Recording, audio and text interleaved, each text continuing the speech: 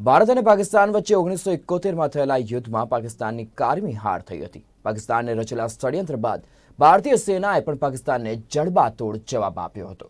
1971ના યુદ્ધને 50 વર્ષ પૂર્ણ થયા છે, ત્યારે ભારત અને પાકિસ્તાનના આ યુદ્ધમાં જેઓ સાક્ષી રહ્યા હતા અને પાકિસ્તાન સામે લડનારા ઇન્ડિયન આર્મીના સૂરવીર હવાલદાર બગીચા સિંહ સાથે નિર્માણ ન્યૂઝે ખાસ વાતચીત કરી હતી। ત્યારે આવો સાંભળીએ યુદ્ધની એ યશગાથાને।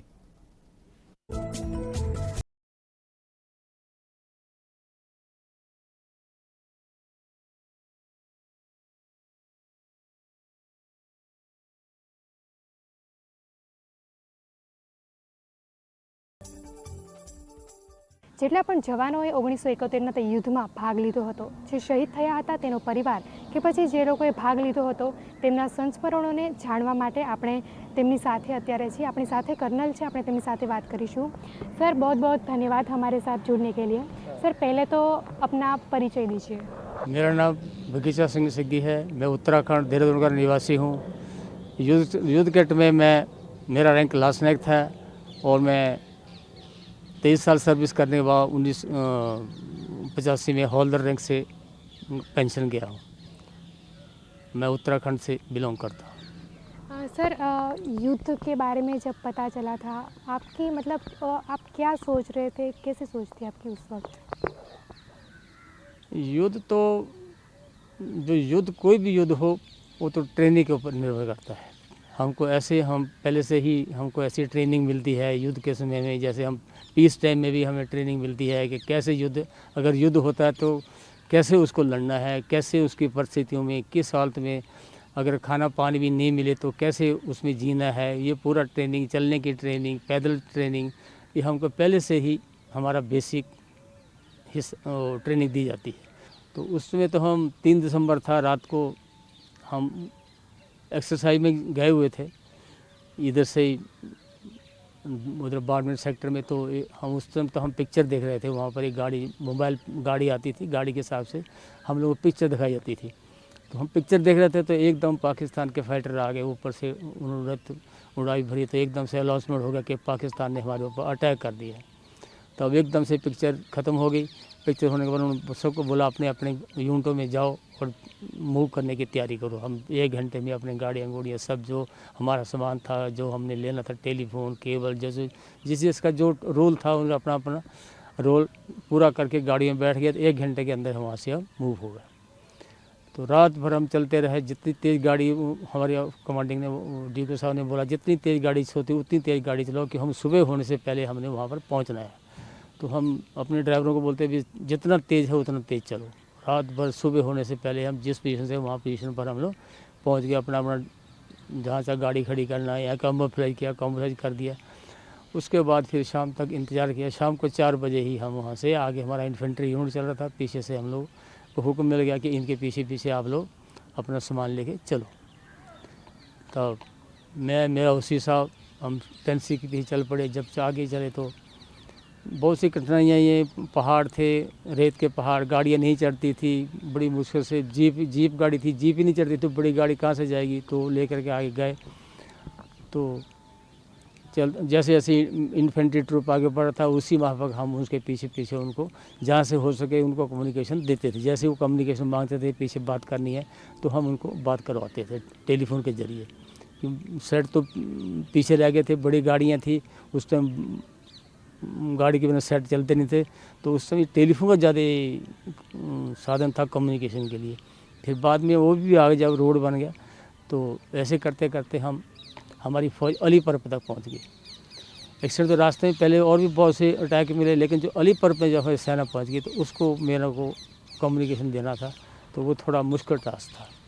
तो मैं जब वो सुबह देखा अली पर्वत के लिए अब जाना है सवेरे, क्योंकि जंगली इलाका है, बिल्कुल पता नहीं, रात को तो कुछ पता नहीं चलता वहाँ किधर को जाना किधर को नहीं। जैसे सुबह होती थी उसी टाइम हम चल पड़ते थे। तो आगे देखा तो मैंने एक हमारा टैंक खड़ा है, तो मैं खुश हो गया कि इंडिया का टैंक खड़ा है। तो मुझे कुछ मदद मिल गई। जब मैं पास में गया तो वो टैंक क्षतिग्रस्त हुआ, वो मैंस के उसने उसकी चेन उड़ा दी थी, तो वो वहीं खड़ा था ख़राब होकर के। तो मैं उसके अंदर कोई आदमी नहीं था, कोई अम्युनिशन था, तो मैं वहीं उसको देखा। देखने के बाद मेरे को आगे जाना था, मेरे साथ मेरा एक ड्राइवर था बलदेव राज। तो मैंने देखा वो उस ग्राउंड के अंदर कुछ मेंस हवा से वो रेत उड़ गया तो मेंस दिखाई दे रहे थे। तो मैंने कहा यहाँ तो मेंस लगा रखा है इन्होंने बहुत ज़्यादा, आप ये पार तो करना है, कैसे पार करना है। तो मैं अपने ड्राइवर को बोला तुम ऐसे करो, गाड़ी पीछे जीप ले जाओ अपनी और जीप को कहीं खड़ी कर दो और अपने आप कहीं झाड़ी में छुप करके मुझको देखते रहना, मैं मेन फील्ड क्रॉस कर सकता हूँ कि नहीं सकता, अगर कोई एक्सीडेंट होता है तो कम से कम पीछे खबर तो कर देगा। तो वो बोलता ठीक है सर। मैं उसका एक जो हमारा केबल डिस्पेंसर पैक होती है 3 डिस्पेंसर पैक ली, एक तो जो मेरी बिछ रही थी वो हाथ में थी मेरी, 2 डिस्पेंसर मैंने बांध दी गाड़ी से निकाल करके, एक आगे पीछे वो बांध के मैंने कंधे में रख ली। टेलीफोन था और मेरा जो आर्म्स था और जो खाने पीने का सामान जो होता हमारा, कंबल दरी जो भी हमारा वो पिट्ठू के अंदर होता है वो मेरे पास था। तो मैं फिर वो देखा मेन फील्ड अब कैसे करना, फिर मैं देखता था कि कहाँ पर जगह थोड़ा सख्त है कि यहाँ पर मेंस नहीं होगा, तो मैं वही देखता है वो एक एक कदम मेरे को कुछ टाइम लगता था चलने के लिए, 1 डेढ़ 2 मिनट एक कदम रखने दूसरे कदम रखने के लिए, और मुंह से भगवान का नाम लेता कि भगवान आज तू ही है, देखी जाएगा तो कैसी मेरी रक्षा करना है, मैं अपने मिशन में कामयाब हो जाऊँ। तो मैं यही करता जा रहा था, एक एक कदम करके एक एक कदम बढ़ा रहा था। तो इतने में पाकिस्तान के 5 फाइटर आ गए, 5 फाइटर में आके 4 फाइटर हमारे इंडिया की तरफ आ गए, 1 फाइटर मेरे पीछे पड़ गया। जब आया तो देखा मेरी तरफ आ रहा तो मैं एकदम से नीचे बैठ गया वहाँ, और कोई रास्ता नहीं था, कहीं भाग नहीं सकता था। तो मैं नीचे ऐसे अपना वो सामान लेकर नीचे बिल्कुल जैसे छोटी सी पीछे से कोई लकड़ी का झुंड है, मैं ऐसे बैठ गया। तो आया वो चला गया, फिर दोबारा वो कुछ देर घूम करके आया, मैं उसको देखता रहा। तो फिर दोबारा मेरे ऊपर से उसने फिर डाई मारी, फिर वो चला गया। फिर जब तीसरी बार फिर वो घूम करके आया, मैं बोला अब तो तू नहीं बचेगा। फिर उसने आके फायरिंग भी किया और मेरे ऊपर से वो निकल गया, मेरे को उसका फायर वायर कुछ लगा नहीं। फिर वो घूम के चौथी बार जब फिर मेरे ऊपर आया, मैं कहा अब तो बिल्कुल नहीं बचेगा, अब तो जो होगा देखी जाएगी। मैं बैठा था, उसने चौथी बार फिर आया, उसने फिर फायर किया, फिर डाइव मारी और फिर वो डाइव मार के निकल गया। जिधर से वो 4 फाइटर गए उनके पीछे चला गया। मैं फिर उठा, थोड़ा घबराया हुआ था, टांगे भी कांप रही थी, थोड़ा उठा, सोचा भगवान का नाम लिया, फिर मैं चल, फिर मैं वो अपने लक्ष्य की तरफ वही एक एक कदम करके चला गया। जैसे मैं वो मैन फील्ड किया, पार किया, थोड़ा आगे बढ़ा तो फिर उनका अटल फायरिंग आ गया। उनका कोई ओपी पर कहीं बैठा होगा, देखता होगा कैसे क्या हो रहा, हुक्म दे रहा होगा वो। फिर उन्होंने ज़बरदस्त अटल फायर किया, जगह जगह उन्होंने अपने गोले फेंके, लेकिन वो गोले ऐसे थे, रेत था, वो रेत के अंदर ही चले जाते थे, वो फटते नहीं थे क्योंकि रेतीला इलाका था। जैसे बम मारते थे वो रेत के अंदर ही घुस जाते थे। तो इसी तरह करते करते फिर उनके आगे मुझे एक उनकी नाली खोदी मिल गई, जिसके अंदर वो चलते होंगे, पाकिस्तान की उन्होंने खोद रखी थी। तो फिर मैं वो नाली पकड़ी, नाली के अंदर इसी में चलता गया जहाँ तक हमारी आगे इन्फेंट्री पोस्ट थी। फिर जब मैं उनके थोड़ा नज़दीक पा गया, फिर उन्होंने कहा यहीं रुक जाओ। फिर वो भाग कर किया, उन्होंने बोला लैंड थ्रू, हाँ सर लैंड थ्रू है। उन्होंने बात किया, बात करने के बाद फिर हमारे इंडिया के 2 फाइटर आए, फिर वो गए फाइटर से, फिर वो अपना मिशन जो उनको टारगेट मिला होगा वहाँ उन्होंने वो फायरिंग वगैरह कर दी, फिर आए।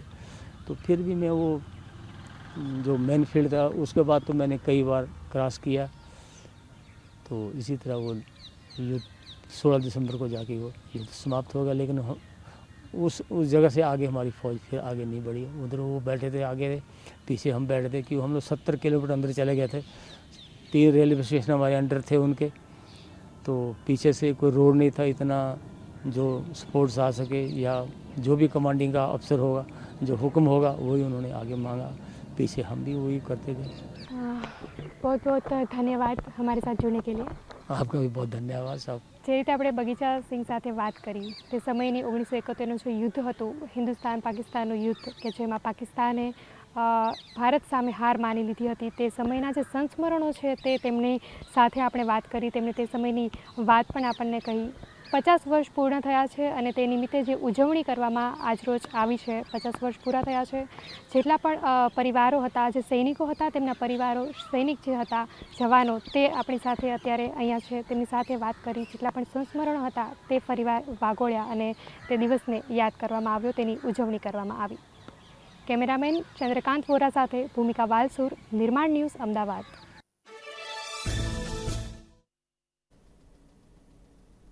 અત્યારે હાલ સમાચારોમાં બસ આટલું જ. વધુ સમાચારો માટે જોતા રહો નિર્માણ ન્યૂઝ. નમસ્કાર.